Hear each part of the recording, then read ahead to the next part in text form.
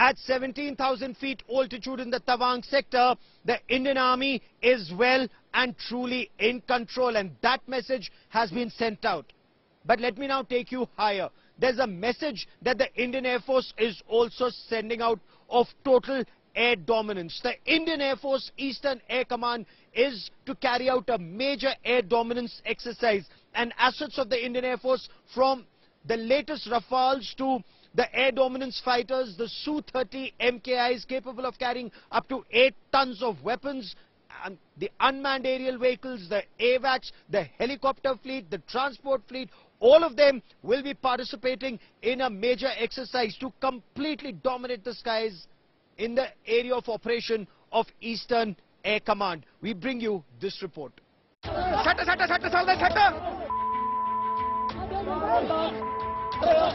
Chased, bashed and kicked out.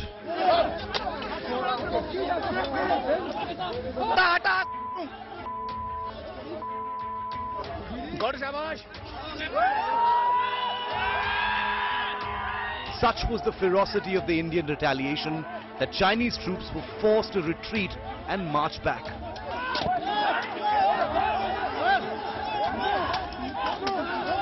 Following the unprovoked attack, India is now drawing the red line for Chinese President Xi Jinping.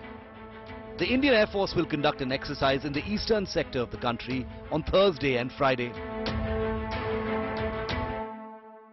The Indian Air Force is also carrying out a major air exercise to dominate the skies in this area. It's validating some of its concepts. It's a routine winter exercise that is taking place. But the timing is very curious and interesting. That also sends out a signal. 15th and 16th of December, Indian Air Force assets will take to the skies in a big way in the eastern theatre. There are also some missile tests. So all of this indicates that India, its military posture remains strong, aggressive, no nonsense.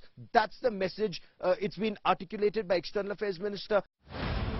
Indian Air Force fighter jets, drones and the transport fleet, including helicopters, will be taking part in an operational readiness exercise. While the drills were planned before what happened in Yangtze in Tawang, it assumes significance in the wake of the increasing friction along the line of actual control. Amid the fresh tensions with China after the clash in Yangtze, the Indian Air Force is going to be carrying out an all-important exercise in the eastern sector focusing on China. There are critical air bases that will be functional and activated during this exercise. One of them is Tezpur in Assam, Chabua in Assam, closer to Arunachal Pradesh, Johrat in Assam once again, and the 4th air base, Hasimara in West Bengal, is extremely critical. This is home to the Rafale fighter jet, and it's very close to the India-Bhutan-Tibet tri-junction, and it's extremely critical as far as Indian Air Force's operations are concerned. Meanwhile, China continues to amass its forces and build military infrastructure in areas close to the LAC.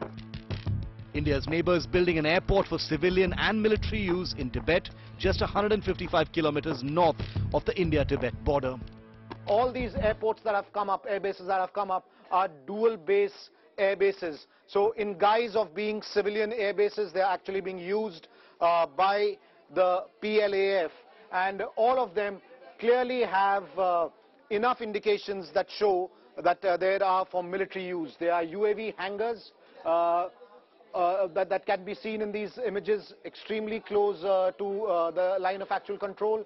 There are UAVs that have been stationed there, and this is something that China has been doing since 2020 after Ladakh happened.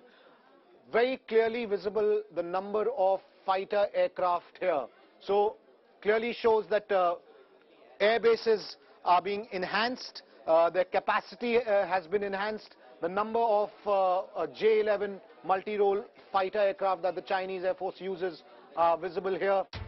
The new Chinese airbase is said to house several J-11 multi-role fighter jets, helicopter landing pads, early warning systems and a hangar for unmanned aerial vehicles capable of launching air attacks and reconnaissance missions into Indian territory. The heavy military build-up on both sides of the border means any de-escalation isn't really on the horizon yet. With Gaurav Sawant in Tawang and Abhishek Balla in Delhi, Bureau Report, India Today.